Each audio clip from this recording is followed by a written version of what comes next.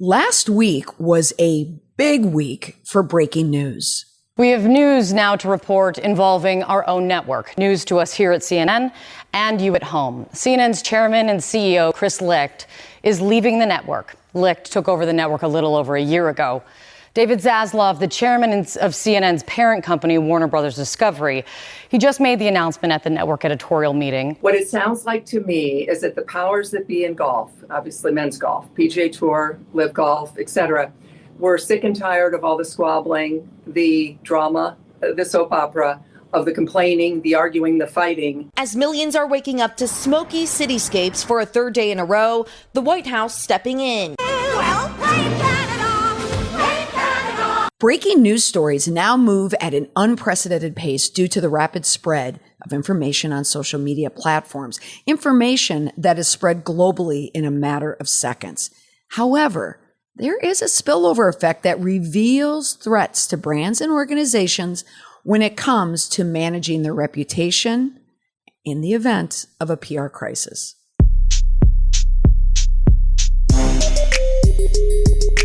Welcome to the Indestructible PR Podcast, where we use current events and tested media and PR strategies to help prevent or manage a crisis and build an indestructible reputation. In this episode, breaking news makes views on social media very important, which can make it a lose-lose for organizations and companies trying to come out clean. I know that was a tortured intro, but I love my rhymes. But as difficult as it is to cobble together the words to connect news and reputation, it's a lot easier to spot it, at least as someone who works in it daily. You know, in this ever-evolving digital landscape, companies and organizations and brands are facing an array of challenges when it comes to managing reputation and mitigating, PR blowback. This year, man, it is bringing a set of threats that demand careful attention, but also strategic preparation for when you have to have a plan in action. So in this episode, let's just talk about the 3 threats that I see that brands and companies and organizations are likely to encounter in 2023. And the role that social media and all that comes with it plays in these problems. Now, last week, I spoke at 2 events, which would normally make for a busy week, but you're going to add into that one of the events I needed to travel to. And this was all happening during the week that my kids were graduating and my family was coming into town. And my family doesn't come into town lightly. They come in like a Canadian wildfire. It just happens and you're unprepared for it. You can't see anything. Sometimes you can't even breathe. It gets hot. It gets challenging. It's okay. They don't listen to the podcast anyway. But it's the similarity there to show that last week was a bit of a week. But I was watching. And the reason why I was watching is because I was rolling out a new presentation about some of the things that I'm seeing in communications. I wasn't even planning on doing it. As a matter of fact, I had these talks kind of in the can ready to go. And why I scheduled it the week of my kids' graduation, I kind of knew it was going to be tight, but when they call, you always want to help people you want to serve. But I ended up changing the presentation. Like I kept the title the same, but I had to introduce new information. So the basis was the same, but I see these threats there. And based on how it was received, and when I say received, the looks on everyone's face as I was telling this information, I felt like it was necessary. The feedback that I got was tremendous. The questions that I got was tremendous. It made people think and it worried them. But in the end, I told them there is light. Well, I should say this. The smoke will clear. The fire and the heat will clear. And then something will be revealed. And that is a way to effectively manage in 2023 when it comes to the reputations.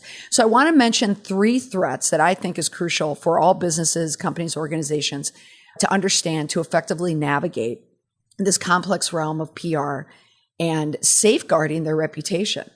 Because that's the bottom line. If you're not prepared, it's like you're dead. You're absolutely going to be struggling to recover. Now, the reason why I opened up with 3 breaking news stories is because when they happened, I happened to be tracking them because not only do I follow news, I follow it by reading, I follow it by notifications, that pop up on my phone, but certainly because I'm social media, because I tend to post more now to Instagram, not as much on Twitter. I got to get my Twitter game back on, but I just have nothing to say on Twitter anymore. But I'm noticing a news story and then I'm watching the public opinion and the spillover effect from these news stories and what happens on social media. And when it comes to social media, what's said on social media cycles right back around and goes back to news. So these are the 3 things that I do talk about in this presentation, this keynote that I'm giving, but something I want you all to think about. The first one is, of course, just social media platforms. One of the events that I spoke at, I gave them a timestamp. I said, in 2016, when I started, working within this industry and presenting to this industry, this association, I told them, I remember asking people in the room, how many of you are your organizations using Facebook? And not even a third of the room would raise their hands. But now social media, it's omnipresent. Everyone uses it.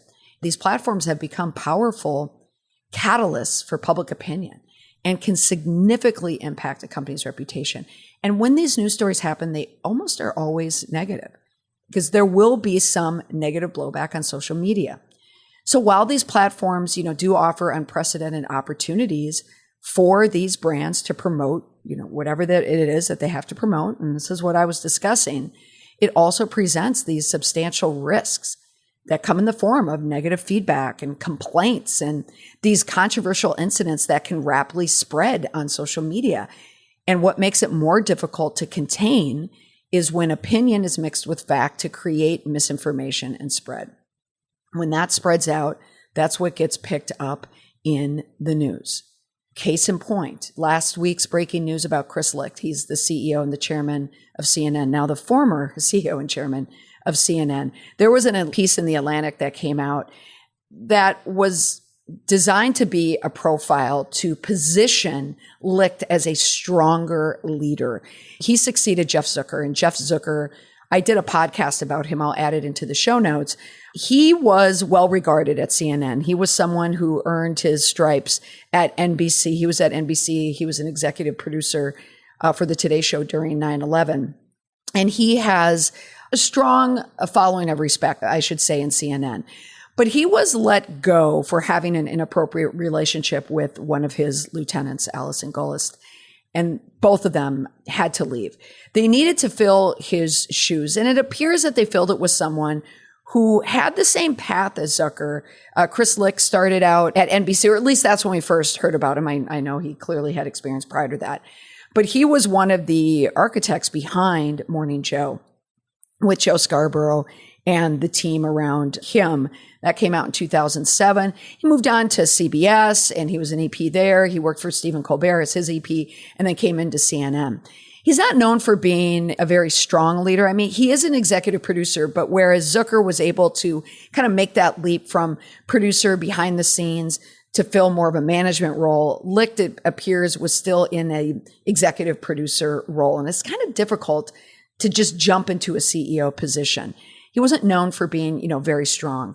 And he also got caught up in a lot of corporate mishigas because of what is happening behind the scenes, with CNN, but also the ownership coming in with Warner Brothers. So part of the problem for him is he just was likely never going to succeed anyway. But as this relates to social media, how you knew this was going to happen to Licht and why he was going to be out soon is because of the chatter. It's how people comment on social media about CNN. CNN typically was the middle road for cable news networks. We had MSNBC that was more liberal in their programming compared to Fox, which was clearly more conservative. CNN always found a place in the middle, breaking news, and they seemed to be, very strong. But as social media started to grow, news that spread on social media, it created some issues and challenges for cable news. People just do not watch cable news anymore. They watch social media. Younger people do not watch cable news. It is a dying medium. Without a doubt, cable network news is going to be challenging. I discussed this in a TikTok I recorded. I don't know if I posted yet, maybe or maybe not. We'll see.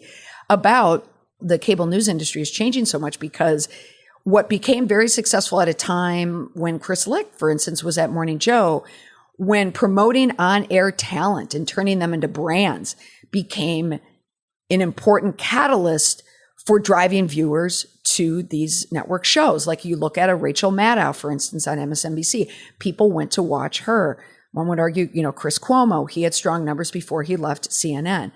Cable news networks were built around brands and names.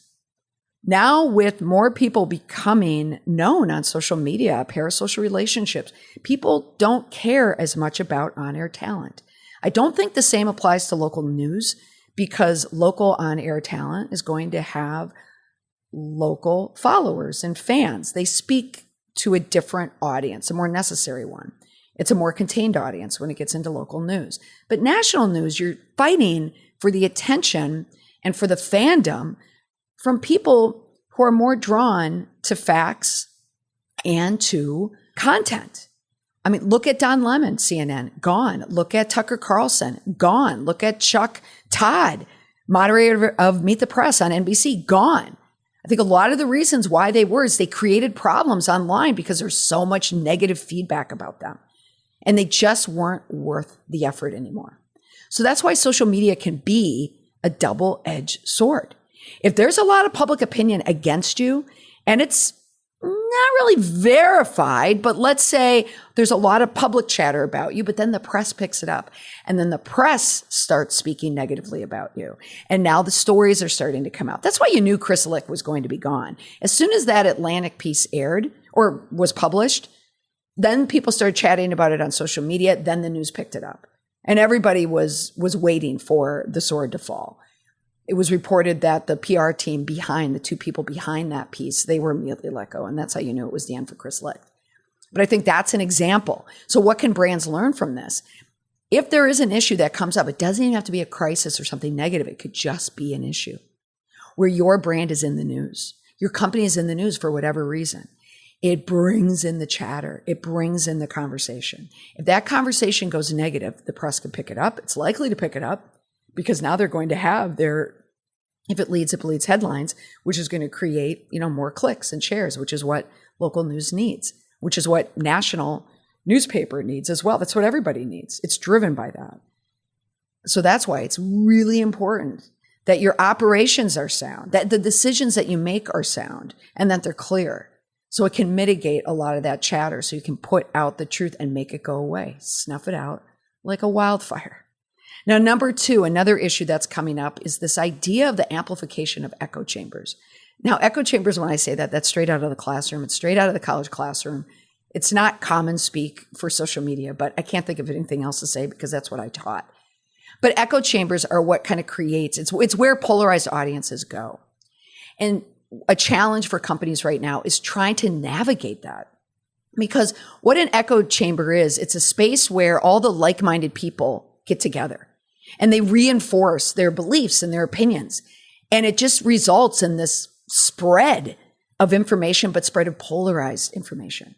Companies are going to find themselves not only caught in the middle of these two audiences, they're going to be caught in the crossfire, particularly if their actions or statements are misinterpreted, or if they're intentionally misinterpreted and misrepresented and spread as misinformation. And then they filter into these echo chambers. So it's important that your message is stronger than that. Like an example, from my podcast last week about Target, even though the CEO of Target wrote a message about the safety of his employees, it came out as a polarizing message.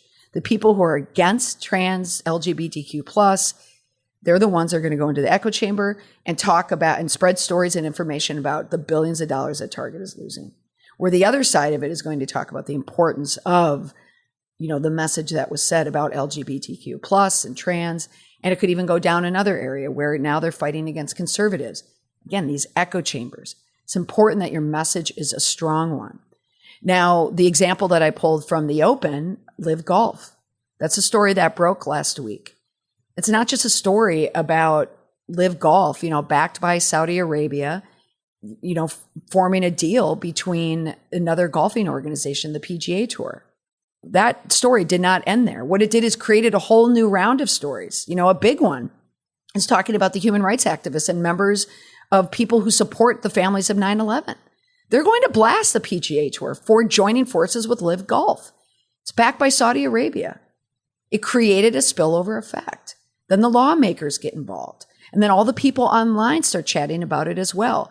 A term that many people likely haven't heard before, #sportswash. Go ahead and Google it. Once you Google it, you're going to see all the stories about Live Golf and PGA and this transaction that the two of them made together. So even with the deals that you have or the decisions that you make or the policies or perhaps something with pricing, expect there to be a blowback and prepare for the blowback. Who's going to say something? Now, the PGA would have to know right away that with this decision, there was going to be blowback from families of 9/11. It's almost a given. Were they ready for it? One of the stakeholders that PGA clearly did not bring into the fold when it came to these negotiations or even delivering the news were their marquee golfers. There were news stories that Tiger Woods, was caught unaware of what was happening, completely shocked by it. And a lot of marquee golfers there were unfamiliar with what was going to happen. Now they become part of the news story. If they have a negative reaction, that's going to create more negativity, which is going to fall right into that echo chamber. If you have an event, if you have a merger, if you have a decision that's going to impact stakeholders, it's important that you are prepared to speak to all stakeholders.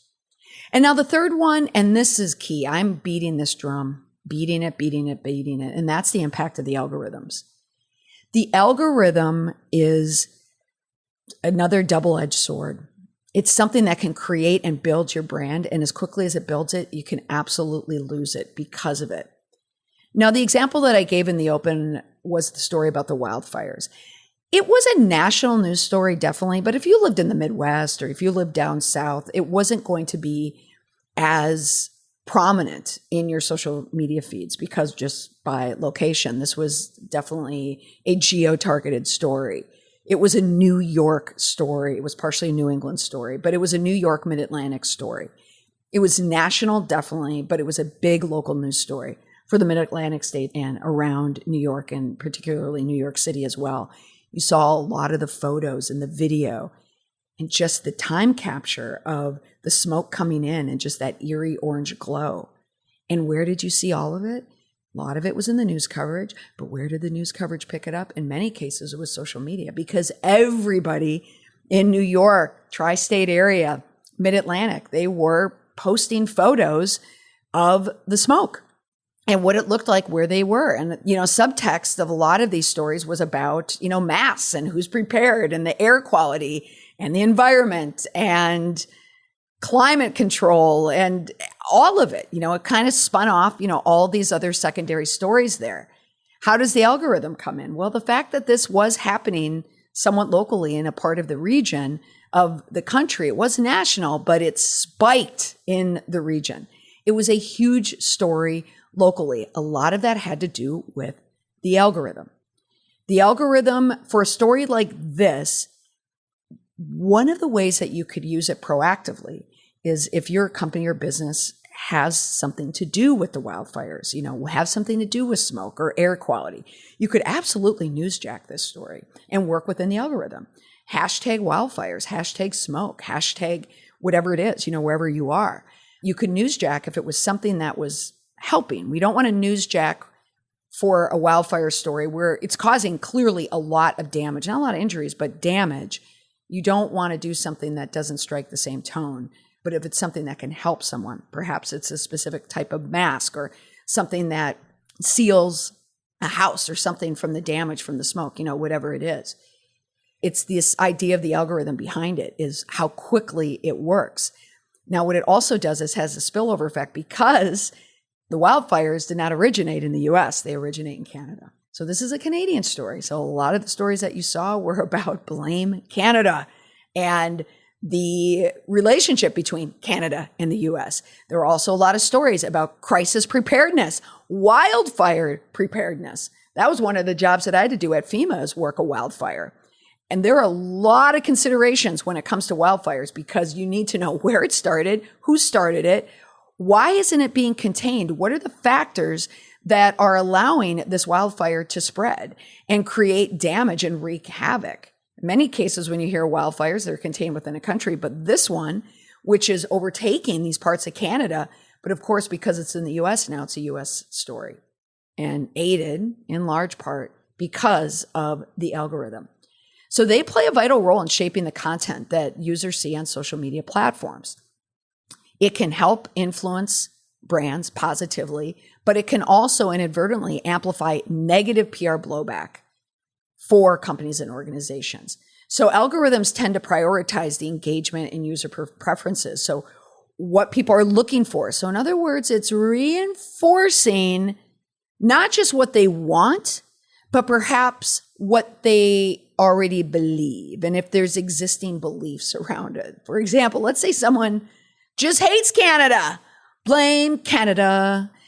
I think that's what I'm going to do. I'm going to add a South Park in the open. That's what I need to do. Okay. I'm doing a real-time edit right here for all of you to see. I have to find South Park in there.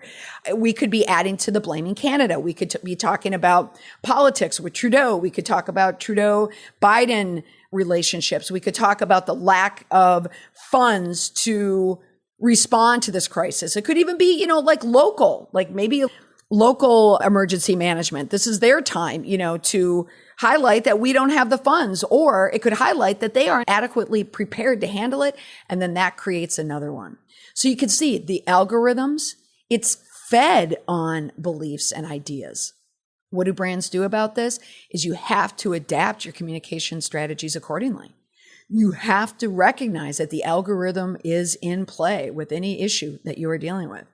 So for example, this is #wildfire. Oh my goodness, you have got to get into that wildfire algorithm as quickly as possible. Yes, with a hashtag, but it also means sharing, liking, talking, engaging, putting your information in there. You almost have to shoehorn it in there and thrust it in there so you're part of that conversation so it doesn't get away from you. You need to engage with your target audience, your key stakeholders, to ensure that there aren't any misleading narratives that are gaining undue prominence because you've let it go. So as you forge ahead in 2023, you have to be prepared to navigate the very intricate world of PR, social media, algorithms by proactively addressing these challenges. So managing PR blowback, it requires a deep understanding of social media platforms, the ability to effectively engage with these audiences, and a keen awareness of the impact of these algorithms. You want to stay vigilant, you want to adapt to strategies, and you want to foster this open and transparent communication. Now, in every episode, I leave you with one easy to remember takeaway to help you build that indestructible reputation. And here it is. Your next public relations issue, your next public relations crisis is going to be a social media issue and a social media crisis. Full stop. Plan for it. And one of the ways that you can plan for it is you can invite me to speak to your organization, to your company about these issues. You can head on over to my website, mollymcpherson.com. On the front page, you're going to see a tab about speaking. You can fill out that information and I will get back to you. That's all for this week on the podcast. Thanks so much for listening. Bye for now.